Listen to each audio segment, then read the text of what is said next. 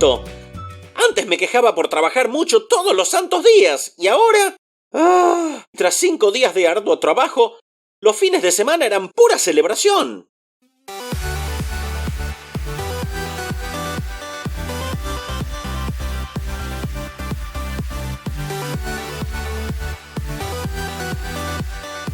Y encima lo que más nos gusta hacer es precisamente lo que hay que evitar. Fiestas, reuniones... ¡Dios! ¿Cómo vamos a salir de este lío? Fénix, ustedes son guerreros. Van a salir de esta y de muchas otras más. Lo único que tienen que hacer ahora es quedarse en sus casas. Y en el futuro van a valorar mucho más la compañía de los seres queridos. Quédate en casa, quédate en casa, quédate en casa. Es verdad.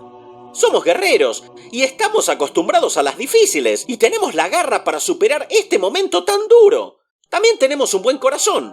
Y ahora que lo pienso, la vecina guapa de al lado tal vez no tenga que comer. Le voy a llevar unas pizzas deliciosas. Fénix, recuerda lo más importante. Sí, ya sé. Voy a rezar un Padre Nuestro y 3 Ave Marías. Quédate en casa, caramba. Bueno, pero no te enojes.